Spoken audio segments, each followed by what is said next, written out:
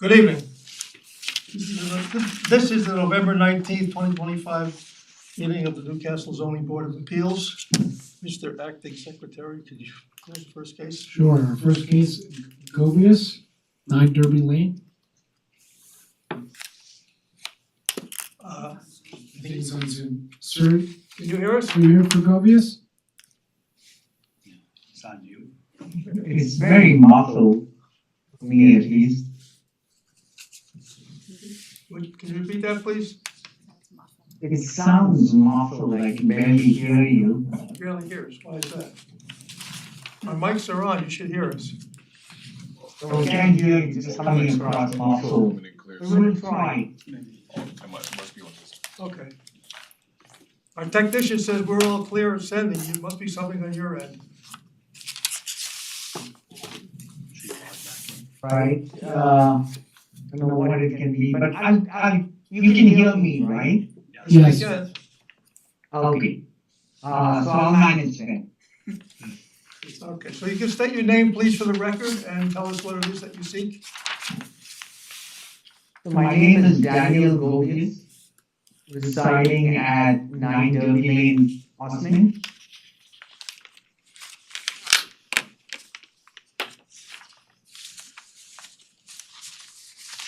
And what it is that you are seeking a variance for? So we're making an application to the zoning board of appeals for a sidewalk setback variance and an area variance to alter the use of an existing legally non-conforming garage to create habitable space on the upper level. Okay. And when you say habitable, can you describe, is that gonna be an apartment or an office or rec room, or what is it gonna be for? So when we bought the house, this was a grandfathered in area. Only when we applied for wanting to make a half bath up there, did we realize that it was non-conforming. Supposedly, the previous owners or n number of owners previous to that had applied for that area to be just a storage area. But when we bought the house, it was a completely finished area. And there were actually people using it as an office. So we figured, hey, why not put in a half bath so that I can then use it as an office and I don't have to keep running down to the main house to use the bathroom. And then we realized that this was in fact not kosher, right? So that's what we want to do is just convert that, just add a half bath to an already finished area. Okay, and how long have you been in the house? 15 years. How many? 18, 1 18 years, okay. Yeah. And no neighbor complaints or no problems or no issues? In fact, we haven't used that area at all. It's just been as is when we bought it. But now I'm working from home, so I figured, I'd use that area instead of using a bedroom. Okay, So that's why we wanted to put in that half bath, and then we got all this other information. right, okay. Anybody on the board have any questions about this application? No. Nor do I. Is anybody in the audience or online that would like to comment on this application? Sorry, I didn't hear you. I apologize. I didn't hear It's you. okay, we're asking if there was any comments from the public, and apparently there is not. No work on. No hands online. Okay, thank you. All right, in that case, pretty simple, I'll move to close the public hearing. Second motion. Chairman Giordina. Aye. Ron Genzeg. Aye. Warren Gottlieb. Aye. Kathleen Darazan. Aye. Okay, I'm gonna make a motion that the application of Daniel Govis for the legalization of a finished room office space and half bath on the upper level of a pre-existing legally non-conforming garage.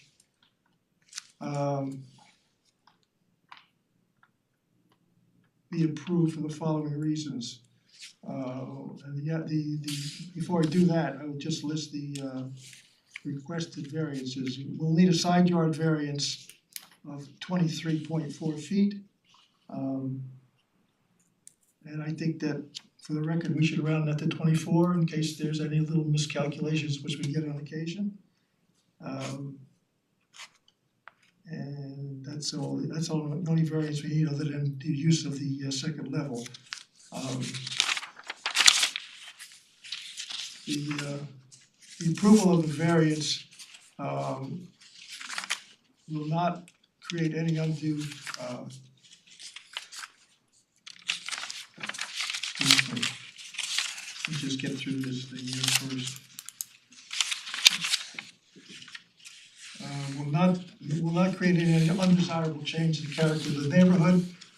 This is pre-existing, legally non-conforming, and the benefit for the applicant can't be obtained other than by granting the variance. This is not a substantial variance. There have been no neighbors who have written or voiced any opposition to this application. It has been, the use has been there for over 18 years. The current owner of the property did not create this space, so there's no malicious intent here. So it's not a self-created hardship. There will be no adverse effect to the physical environment in the neighborhood. And we don't need any measurements, everything is there. There's been no, the existing garage has not been increased or decreased in any manner, it's just finishing the space up above it. So for those reasons, I move we grant the variance. Second motion. Chairman Giordina. Aye. Ron Genzeg. Aye. Warren Gottlieb. Aye. Kathleen Darazan. Aye. You have your variance, good luck.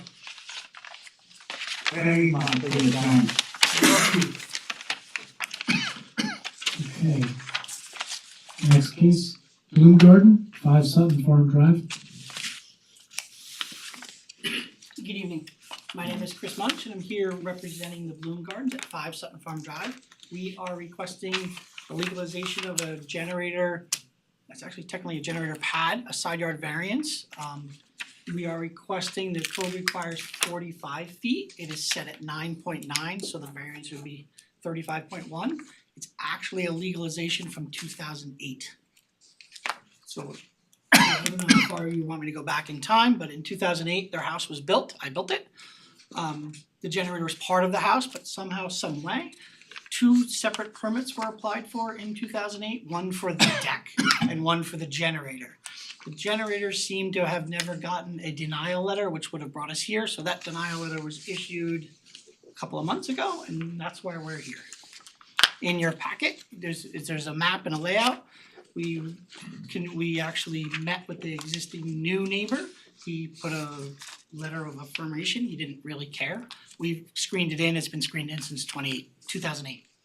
In 2015, we applied for a deck extension. Someone on the board had mentioned that there was a coverage calculation that had a discrepancy. That actual coverage was in the 15 square feet for the pad was actually in the coverage of 2015's deck extension that went through the planning board. So I didn't wanna screw up the charts going forward, so we left it as a 0. So how did this generator get to be so close to the property line? It's a conservation subdivision, so the lot is actually pie shaped. So when the generator was set, it was set halfway down the lot, maybe 200 feet or so from the front yard. But there's a planting buffer between the 2 lots. So each lot is set either side, so it was actually the most hidden spot for the generator. I see. And how close is the nearest neighbor to that generator? Probably equidistant, but I would say 150 feet, I'd guess. Okay, and no. There's actually a No letter. comments from the neighbor? Yeah, there's a letter from the neighbor wishing for the variance to be granted. Thank you, just to get that in the record, thank you. Yep, there you go. Thank you.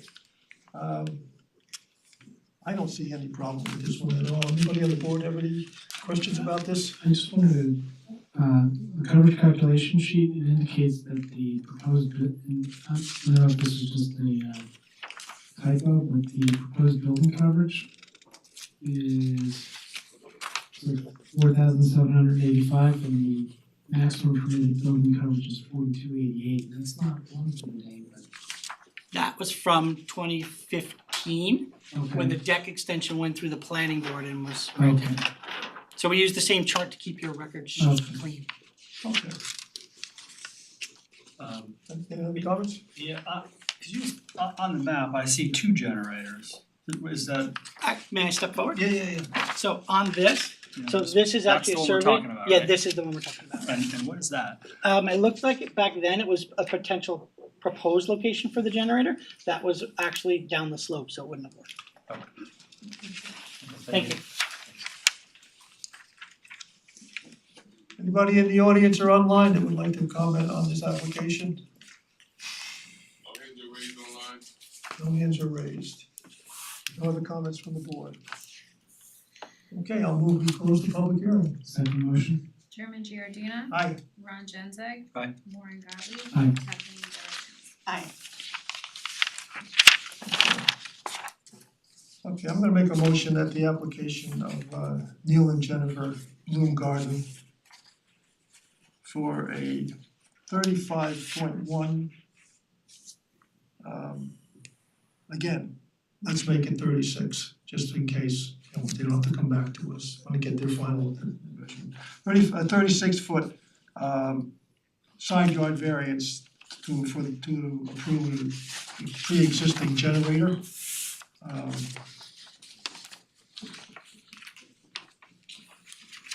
The generator has been in use since the house was built.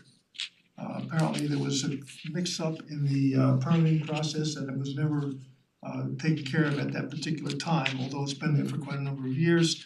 There have been no neighbors who have voiced any opposition or complaints about it from day one until today. Matter of fact, we had one neighbor write us a letter in favor of granting this application.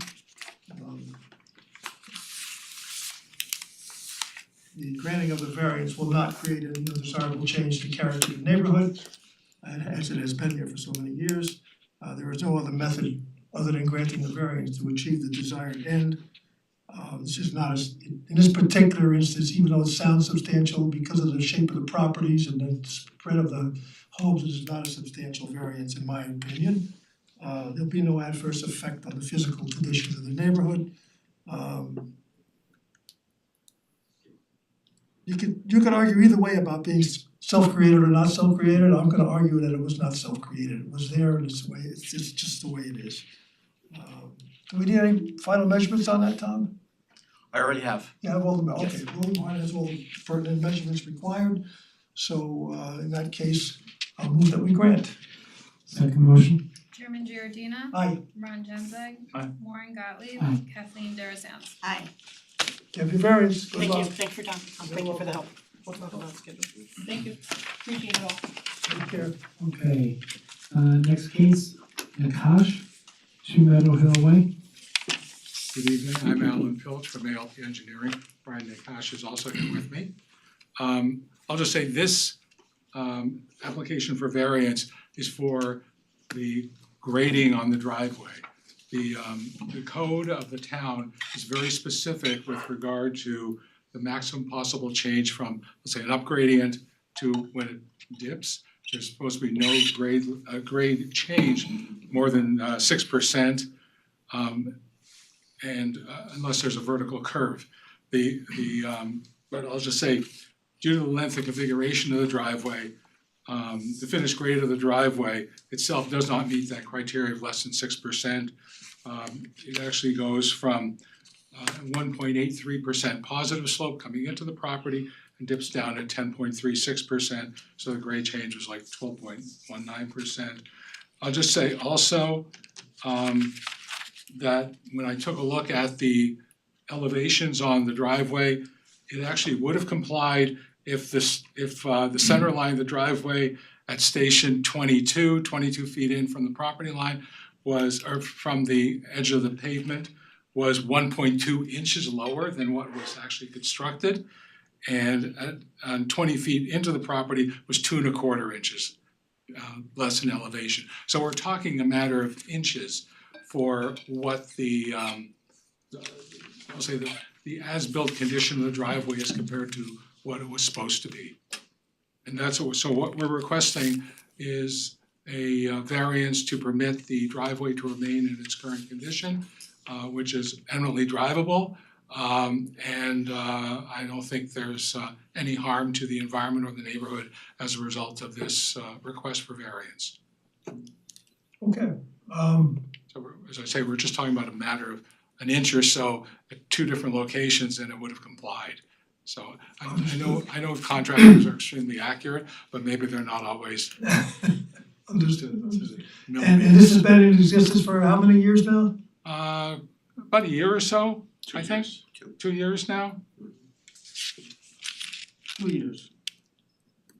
And no complaints, no problems except for your dealings with the building department, no difficulties in adverse weather getting in and out of the property? I don't believe so at all, period. It's, the rest of the driveway is perfectly in conformance with the town regulation. The only thing is the grade change. Nobody bottoms out on it either. Right, At the location where the grade changes, that does not occur.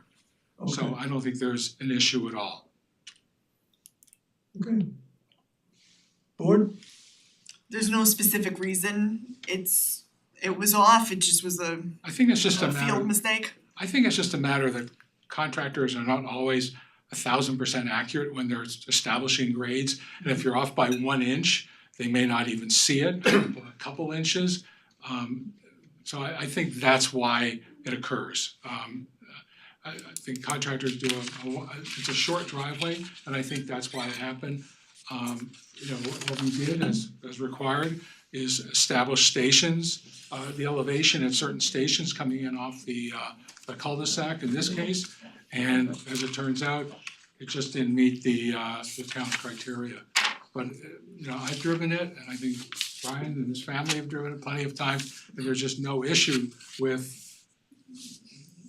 anything with regard to driving on the driveway. The grade is eminently able to, it's the steepest part is like 11% grade, which is less than what the maximum the town permits.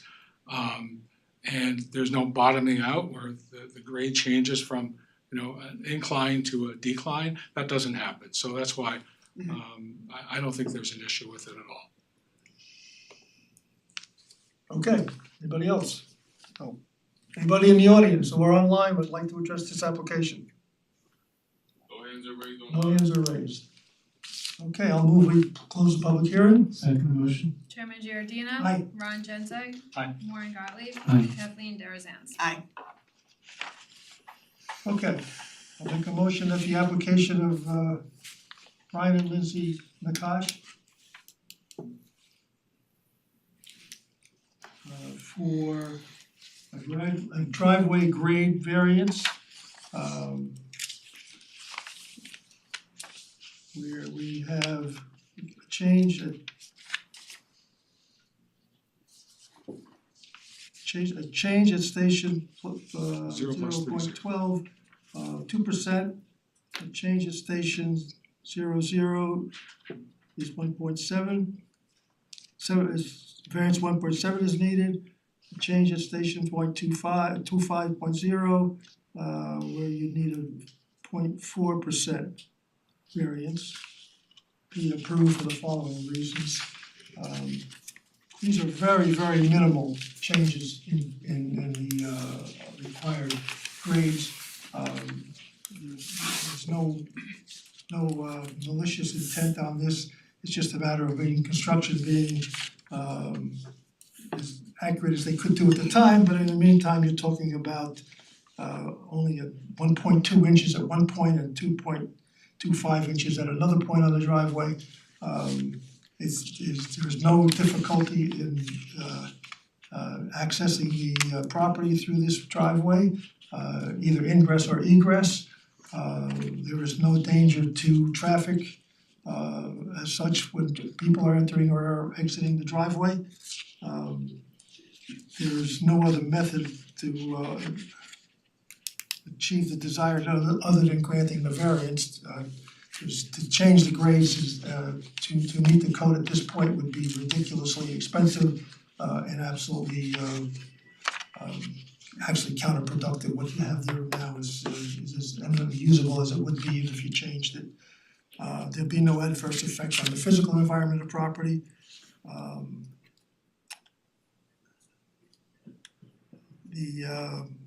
There's been no neighbors in opposition to this property, to this variance request. And it is not a self-created hardship. Do you have all the measurements you need, Tom? You don't need anything else from? We're good, sir. Thank you. All right. Building department has all required measurements and dimensions. So in that case, for the previous reasons, I move we grant the variance. Second the motion? Chairman Giordina. Aye. Ron Genzeg. Aye. Warren Gottlieb. Aye. Kathleen Darazan. Aye. You have your variance? Great. Good luck. Thank you very much. You're welcome. Thank you. Okay, we have minutes to be approved from the October 29th, 2025 meeting minutes. I move we approve the minutes. Second the motion? Chairman Giordina. Aye. Ron Genzeg. Aye. Warren Gottlieb. Aye. Kathleen Darazan. Aye. In that case, we're wishing everybody, I am, and I'm sure the board is too, wishing everybody a happy Thanksgiving. And enjoy your meals and your family, and we shall adjourn.